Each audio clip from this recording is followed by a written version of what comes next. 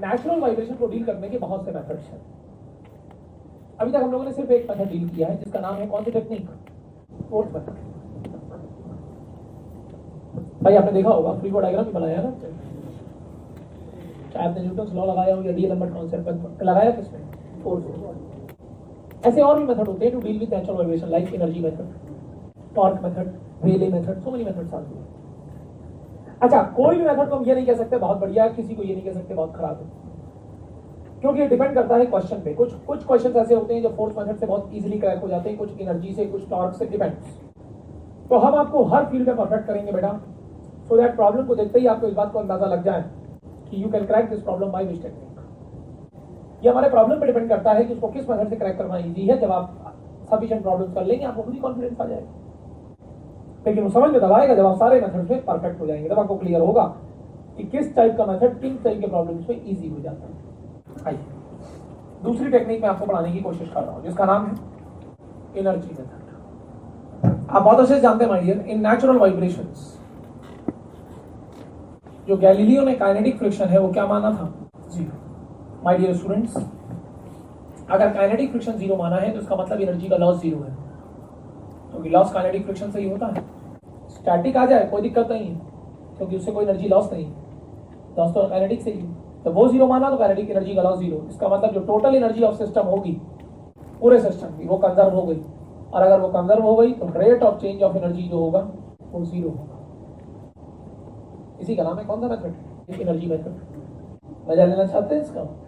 सही है, पहले बेसिक क्लियर करो, उसके बाद हमें इसको डायरेक्ट खोजना है यार। बार बार हमें ये सब मेथड नहीं लगाना, हम इनके रिजल्ट को डायरेक्ट खोल देंगे। पहले आप एक बार क्लियर कर लो इसका बैकग्राउंड क्या, सो दैट जब डायरेक्ट होगा जाए मेरे लाल, आपको दर्द नहीं होना चाहिए कि सर ये किस बेसिस पे लगा रहे हैं। एक बार मैं आपको दिखा रहा हूँ जस्ट कॉन्फिडेंस देने के लिए, सो दैट जब आगे आप लोग डायरेक्ट लगाएं तो आपको उसकी पिक्चर बैकग्राउंड की क्लियर हो कि किस बेसिस पे लगा रहे हैं। वही सिस्टम हम लोग उठा रहे हैं। ये कौन सी पोजीशन थी? याद आया? और आपको मालूम था mg किससे बैलेंस था, और हमारी डिस्टर्बेंस हुआ था यहाँ से x। किस मोमेंट की बात हो रही थी? t equal to T. Zero पे तो आपने छोड़ा है बे, एनालिसिस तो t इक्वल टू टी पे होती है ना। कोई भी मेथड लगाइए आप, एनालिसिस जनरल मोमेंट पे ही होनी, क्योंकि जनरल मोमेंट के रिजल्ट खुलेंगे तब हर मोमेंट के रिजल्ट खुलेंगे, नहीं तो कुछ नहीं खुलेगा, भूल जाओ। अब हम लोग क्या करेंगे? Time t equal to T पे इस सिस्टम को उठाएंगे और इस सिस्टम की टोटल एनर्जी लिखेंगे। क्या मैं कह सकता हूं इस समय स्प्रिंग में एक पोटेंशियल एनर्जी होगी हाफ एस एक्स स्क्वायर, और मास में काइनेटिक एनर्जी होगी हाफ एम पी स्क्वायर, क्योंकि मेरे लाल जनरल मोमेंट पे मास के पास एक वेलोसिटी होगी। यही तुम लिखते हो एक्स डॉट, आप इसे v लिख लो या एक्स डॉट लिख लो, एक ही बात है। जनरल मोमेंट की वेलोसिटी एक ही बात है, एक्स डॉट लिखो या v लिखो। हालांकि एक बच्चे को इसमें प्रॉब्लम भी वो आया मेरे पास, कहता सर इसमें आपने मास की पोटेंशियल एनर्जी नहीं लिखी mgh। मैंने कहा नहीं लिखूंगा। बात अगर मैं मास की पोटेंशियल एनर्जी नहीं लिख रहा हूं तो आप ये भी देखो मैं ऐसे xi वाली भी नहीं लिख रहा हूं। कायदे से स्प्रिंग में energy half S X plus xi whole square होनी चाहिए, लेकिन मुझे मालूम है ना कि मास की जो पोटेंशियल एनर्जी होगी mgh तो कैंसिल हो जाएगा xi की एनर्जी से, क्योंकि जब ये दो इफेक्ट बैलेंस है तो ये तो एनर्जी कैंसिल होनी है ना। तो ना तो मैं xi की एनर्जी लिखूंगा ना मैं mg की पोटेंशियल एनर्जी लिखूंगा। क्या मैं कह सकता हूँ टोटल एनर्जी सिस्टम की ये होगी? अब मेथड ठोकने जा रहा हूं। मेथड क्या है? D by d t. जी आई डिफरेंशिएशन करिए, d by d t half s two x d x by d t plus half m two v d v by d t equal to zero. ये two cancel, यहां से two cancel. D x by d t बच्चों velocity होती है, ये इससे cancel. Mass into acceleration, acceleration क्या है? X double dot plus s x equal to zero, X double dot plus S upon M into X equal to zero. थोड़ा तो मुस्कुरा दीजिए आज, एग्जैक्टली वही इक्वेशन है जो पहले आई थी। याद करिए पहले हमने फोर्स मेथड से निकाली थी। इक्वेशन सेम है, सेम तो होगी बेटा। अगर सिस्टम सेम है तो इक्वेशन कैसे डिफरेंट हो जाएगी? तो मेथड कोई भी ढूंढ लो, अगर सिस्टम सेम है तो इक्वेशन सेम आनी है। हाँ, सिस्टम चेंज होगा तो पैरामीटर कोएफिशिएंट चेंज हो सकते हैं, वो भी कोएफिशिएंट, पैरा फॉर्मेट चेंज नहीं होगा, फॉर्मेट यही रहेगा, क्योंकि नेचुरल वाइब्रेशन का फॉर्मेट एक ही होता है, कहीं भी बनेगी यही इक्वेशन बननी। क्या मैं कह सकता हूँ यहाँ पर भी जो नेचुरल फ्रीक्वेंसी होगी under root S by radian per second. आइए मैं आपको इसका एक प्रॉब्लम दिखाता हूँ, बहुत ही बेहतरीन। यहाँ एक स्प्रिंग लगी है मेरे लाल, और इसके सेंटर पे एक डिस्क लगी है, इसका मास m है, रेडियस r है और ये स्टिफनेस s है। अगर इस डिस्क को हम हल्का सा डिस्टर्ब करके छोड़ दें और इसकी एनालिसिस करें किस मोमेंट पे, t इक्वल टू t पे, जब ये x डिस्प्लेस हो, तो मेरे लाल मैं आपको पहले क्लियर कर दूं, ये डिस्क है, ब्लॉक नहीं। अगर तो ये ब्लॉक होता तो ये ऐसे ऑसिलेट करता, आंसर होता √s/a। लेकिन मेरे लाल ये डिस्क है, ये प्योर रोल कर जाएगी, और प्योर रोलिंग में दोनों चीजें इन्वॉल्व हो जाती है, रोटेशन भी और ट्रांसलेशन भी। In pure rolling both of the things will be involve, rotation as well as translation. Yes, अच्छा, करने को हम इसे फोर्स मेथड से भी कर दें, but practical difficulty, pure rolling में कौन सा फ्रिक्शन आता है, स्टैटिक, और स्टैटिक आ सकता है, मुझे उससे कोई दर्द नहीं। अच्छे बच्चे स्टैटिक फ्रिक्शन की डायरेक्शन को गलत बना देते हैं, अच्छे बच्चे गलती कर देते हैं स्टैटिक फ्रिक्शन की डायरेक्शन को बनाने में। और फोर्स मेथड इस बात को क्लेम करता है कि अगर फ्री बॉडी डायग्राम में एक भी फोर्स गलत बना तो इक्वेशन गलत फॉर्म होगी, आंसर गलत आएगा। आप लाख रोते रहो कि हमसे ये फोर्स की डायरेक्शन गलत हो गई, वो तो रिजल्ट ही गलत हो जाएगा। Getting my point? इसलिए जब प्योर रोलिंग इन्वॉल्व हो जाती है तो हमारे लिए बेटर टेक्निक हो जाती है, इसमें फ्री बॉडी डायग्राम बनाना नहीं पड़ता। करने को क्या, मैं फोर्स से भी कर दूंगा, लेकिन एनर्जी विल बी सिंपल। तो at the time t equal to t, अगर हम इस सिस्टम की एनर्जी लिखें तो ये क्या होगी, half sx²। Kinetic energy translation की ये होगी और रोटेशन की हाफ आई, और ये प्योर रोलिंग है, प्योर रोलिंग में ट्रांसलेशन रोटेशन दोनों होता है, तो मुझे दोनों की काइनेटिक एनर्जी लिखनी पड़ेगी। अच्छा, आपको मालूम है प्योर रोलिंग कंडीशन क्या होती है, ओमेगा इज v/r, दुनिया जानती है।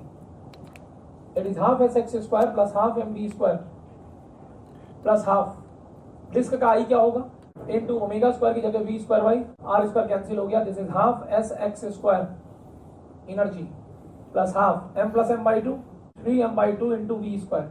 अब बार बार हमें डिफरेंशिएशन नहीं करना, क्योंकि मैंने एक बार आपको कॉन्फिडेंस दे दिया, मेथड क्लियर हो गया। अब सिंपल कंपैरिजन करो और डायरेक्ट रिजल्ट होगा, उसका मजा ही अलग है।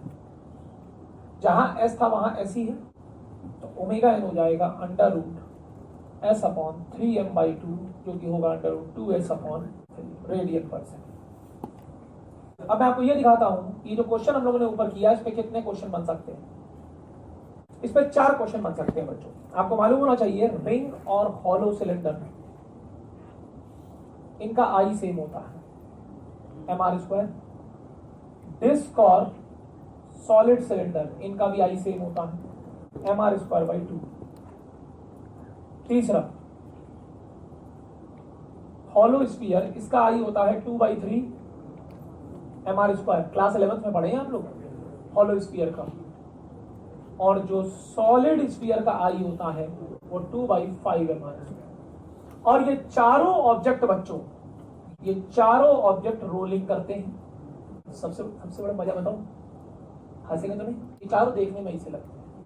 मतलब मुझे कुछ भी नहीं करना, मुझे सिर्फ यहां नाम चेंज करना। मैं यहां स्फीयर लिख दूंगा, आई चेंज हो गया, जब ये चेंज होगा तो आंसर चेंज होगा। मतलब ये चारों प्रॉब्लम के आंसर अलग है। और एक बात ध्यान रखना, अगर कभी वो सिलेंडर या स्फीयर वर्ड यूज करे तो assume it is solid. Hollow होगा तो वो लिख के देगा, अगर हॉलो लिख के नहीं दे रहा है तो we will assume it is solid. बिल्कुल, वो तो होता ही है यार, जैसे शार्प लिखते हैं, शार्प का मतलब सॉलिड शार्प, हॉलो होगा तो लिख के देगा। तो एक छोटा सा फैक्टर ऑफ सेफ्टी कवर करते हैं, मतलब इसके पूछे जाने के चांसेस तो बहुत कम होते हैं, लेकिन अगर पूछ लिया तो काफी बच्चे गलत कर देंगे। एक बार दोबारा मैं आपको स्प्रिंग मास सिस्टम दिखाने जा रहा हूं, और ध्यान सुनिएगा। और इसमें कंडीशन ये होगी, spring is also having mass. देखिए, जनरली हम लोग स्प्रिंग के मास को इग्नोर कर देते हैं, जनरली इग्नोर कर देते हैं, क्योंकि वो देता नहीं, इसलिए हम लोग कभी लेते नहीं। लेकिन अगर एग्जामिनर लिख के देता था स्प्रिंग में मास है, फिर हम इग्नोर नहीं कर सकते। कैसे, उसने एक स्प्रिंग मास सिस्टम हमको दिया, ये स्टिफनेस है, उसने लिख दिया इसका मास भी है। ऐसे लिखता नहीं है तो हम कभी लेते नहीं, लेकिन अगर लिख देगा फिर इग्नोर नहीं कर सकते। जब तक वो नहीं लिख रहा तब तक हम उसको 0 मान के चल रहे हैं। स्प्रिंग इज मासलेस, उसके नीचे मास लगा है but spring is massless, but here he has written. अब इसमें दिक्कत क्या होगी, ये कौन सी पोजीशन है हमारी, मी और इक्विलिब्रियम पोजीशन। अब इसमें दिक्कत ये होगी जब ये यहां से x डिस्प्लेस होगा, किस मोमेंट पे, general moment, time t equal to t। तो इसमें पॉइंट ये होगा कि स्प्रिंग की पोटेंशियल एनर्जी मास की काइनेटिक एनर्जी के साथ साथ स्प्रिंग की भी काइनेटिक एनर्जी आएगी, क्योंकि spring is also having mass. और बच्चों स्प्रिंग की काइनेटिक एनर्जी वही बच्चा लगा पाएगा जिसको मालूम होगी कितनी होती है। हर बच्चा स्प्रिंग की काइनेटिक एनर्जी नहीं जानता, जिसको आता होगा वही ना लगा पाए, वही फाइट है। अच्छा, आपको मालूम है इस एंड पे वेलोसिटी क्या होगी इसकी? तो नो डाउट इस समय स्प्रिंग हमारी यहां तक आ चुकी होगी। यही सेम स्प्रिंग है, मैं बगल में बना रहा हूं क्योंकि हमें analysis T equal to T पे करनी है ना। और स्प्रिंग के इस एंड की वेलोसिटी वही होगी जो मास की है v, लेकिन what is the velocity this and? 0, वो फिक्स है। अगर हम 2 सेकंड के लिए मान लें ये टोटल लेंथ यहां से यहां तक की l है स्प्रिंग की, तो क्या मैं कह सकता हूं अगर मैं यहाँ y डिस्टेंस पे एक छोटा सा एलिमेंट लूं स्प्रिंग का dy लेंथ का, तो क्या मैं कह सकता हूं इसकी जो वेलोसिटी u होगी वो v upon l into y होगी? अब सोचो, जब y की वैल्यू l है तो u की वैल्यू v, और जब y की वैल्यू 0 है तो u की वैल्यू 0। चलिए, पूरी स्प्रिंग का क्या मास है पर यूनिट लेंथ बताइए? ms/l। इस छोटू की लेंथ क्या है? क्या मैं कह सकता हूँ ये छोटू का मास होगा v upon l into y, इसी का velocity of Chhotu, half Chhotu का मास इंटू छोटू की velocity square. Can I set the kinetic energy of Chhotu? और अगर हम इसको इंटीग्रेट कर दें 0 टू l, तो ये टोटल काइनेटिक एनर्जी आएगी किसकी? स्प्रिंग की। पूरी स्प्रिंग की काइनेटिक एनर्जी आ जाएगी, इंटीग्रेट कर दिया ना हमने 0 टू l। माय डियर, ये हाफ बाहर आ गया, ms/l बाहर आ गया, v square by l square बाहर आ गया, y square dy will become y cube by 3, 0 to l limit will become l cube by 3, l cube cancel, this is 1/6 ms। तो अगर time t equal to t पे हम इस system की energy लिखें पूरे, अब क्वेश्चन होगा मेरे साथ। बहुत कम लोग जानते हैं काइनेटिक एनर्जी स्प्रिंग की होती है। स्प्रिंग की potential energy half S x square plus इस मास की kinetic energy half m v square plus spring की kinetic energy 1/6 ms v square. अगर थोड़ा सा हम लोग इसको आगे बढ़े, हाफ एस एक्स स्क्वायर और इसमें हाफ कॉमन ले लें तो ये बनेगा m plus ms/3 into V square. तो जहां हमारा s था वहां s ही है, बस केवल चेंज यहां आया, जहां m था वहां m प्लस ms/3। तो क्या मैं कह सकता हूं जो नेचुरल फ्रीक्वेंसी होगी सिस्टम की वो under root of s upon m plus ms/3 होगी। लेकिन ये तब जब वो खुद लिख के देगा स्प्रिंग इज ऑल्सो हैविंग